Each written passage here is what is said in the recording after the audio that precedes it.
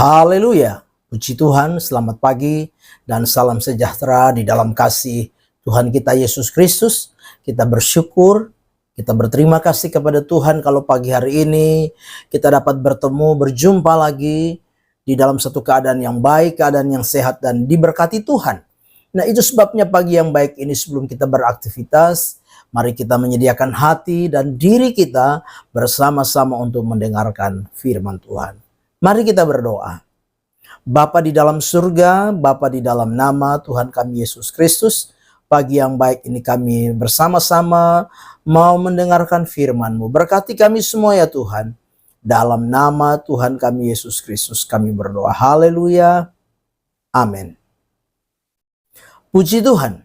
Tema firman Tuhan yang ingin saya sampaikan kepada kita sekalian yaitu jalan masuk. Sekali lagi tema firman Tuhan, jalan masuk.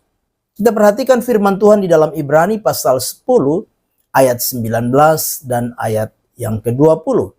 Ibrani pasal 10 ayat 19 dan ayat 20. Demikian firman Tuhan.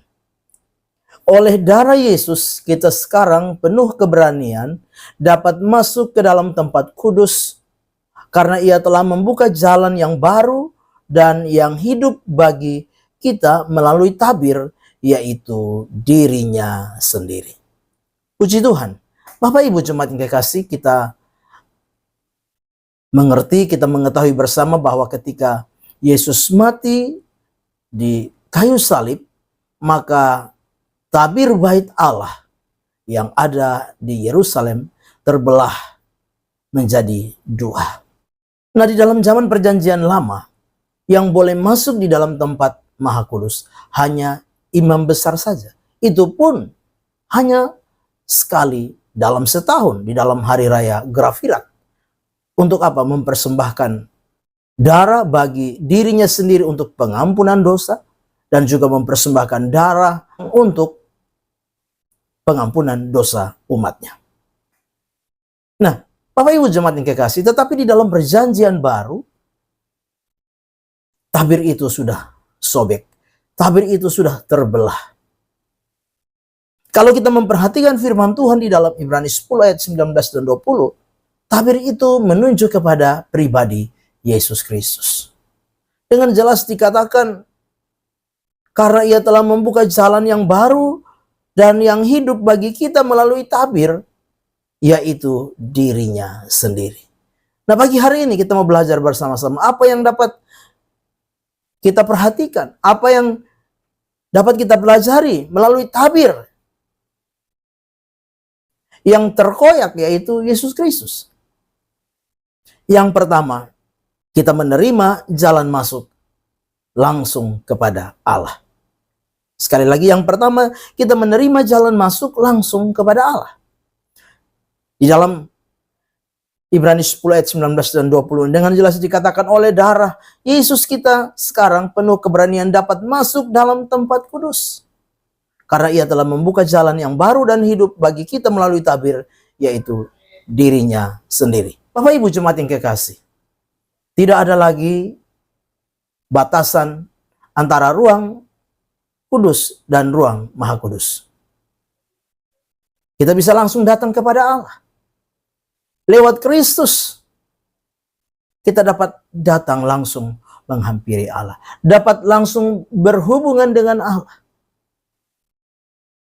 Kita boleh diberikan jalan masuk untuk datang kepada Allah. Itu sebabnya kita bersyukur. Kita berbangga pagi hari ini lewat firman Tuhan. Setiap waktu, setiap saat, kita bisa datang langsung kepada Allah. Lewat doa-doa kita, lewat penyembahan kita, lewat pujian kita, lewat seruan kita, kita bisa datang menghampiri Allah. Yang kedua, melalui tabir, yaitu Yesus Kristus itu sendiri. Apa yang kita dapat? Yang kedua, kita menerima kasih karunia. Di dalam Roma pasal 5 ayat yang kedua, di sana dikatakan oleh Dia kita juga beroleh jalan masuk oleh iman kepada kasih karunia. Di dalam kasih karunia ini kita berdiri dan kita bermegah dalam pengharapan akan menerima kemuliaan Allah. Jadi kita menerima kasih karunia. Bapak Ibu jemaat yang kekasih, lewat tabir yaitu Yesus Kristus itu sendiri, kita boleh apa? Menerima kasih karunia. Kasih karunia demi kasih karunia. Anugerah, kemurahan Allah, belas kasihan Allah, kita boleh terima di dalam setiap kehidupan kita. Kapanpun, dimanapun, dalam keadaan apapun, ada kasih karunia yang tersedia bagi Bapak, Ibu, Saudara, dan saya. Yang ketiga, yang kita dapat terima melalui tabir yang terkoyak, yaitu melalui pribadi Kristus itu sendiri. Yang ketiga, kita menerima pemulihan hubungan. Di dalam Efesus 2 ayat 17-18. Efesus 2 ayat 17-18 yang dikatakan, ia datang dan memberitakan damai sejahtera kepada kamu yang jauh, dan damai sejahtera kepada mereka yang dekat. Karena oleh dia kita, kedua pihak dalam satu roh, beroleh jalan masuk kepada Bapa. Kita diberikan satu pemulihan, menerima satu pemulihan. Pemulihan hubungan, relasi, baik dengan Allah maupun dengan sesama. Kita menjadi satu di dalam Kristus. Lewat tabir yang terkoyak yaitu Kristus itu, kita boleh menjadi satu di dalam Dia. Hubungan kita dipulihkan. Kita tidak jadi lagi seterunya Allah, musuhnya Allah. Manusia tidak lagi hidup di dalam permusuhan satu dengan yang lain. Tetapi ada damai yang Yesus kerjakan di dalam kehidupan setiap orang yang menerima Dia sebagai Tuhan dan Juru Selamat di dalam hidup mereka. Yang keempat, yaitu menerima janji-janji Allah. Di dalam Ibrani 6 ayat 17-20. Di sana dikatakan, karena itu untuk lebih meyakinkan mereka yang berhak menerima janji itu akan kepastian putusannya, Allah telah mengikat dirinya dengan sumpah supaya oleh dua kenyataan yang tidak berubah-ubah, tentang mana Allah tidak mungkin berdusta, kita yang mencari perlindungan beroleh dorongan yang kuat untuk menjangkau pengharapan yang terletak di depan kita. Pengharapan itu adalah sauh yang kuat dan aman bagi jiwa yang telah dilabuhkan ke belakang tabir, di mana Yesus telah masuk sebagai perintis bagi kita ketika Ia menurut peraturan Melkisedek menjadi imam besar sampai selama-lamanya. Bapak Ibu jemaat yang kekasih, saudara dan saya, kita menerima janji-janji Allah lewat tabir yang terkoyak yaitu pribadi Kristus itu. Ada janji-janji Allah yang diberikan kepada kita. Di dalam pengharapan yang dilabuhkan sampai ke belakang tabir. Maka pengharapan itu menjadi tidak sia-sia.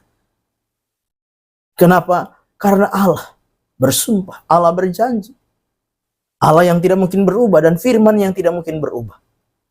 Menjadi apa? Sebuah keyakinan bagi kita bahwa kita akan menerima janji-janji Allah di dalam hidup kita. Itu sebabnya Bapak Ibu jemaat yang kekasih, sebagai orang-orang yang percaya, mari kita terus memandang kepada tabir yang terkoyak itu, yaitu Kristus itu sendiri yang sudah mati untuk kita, bangkit untuk kita, bahkan Dia telah naik ke surga.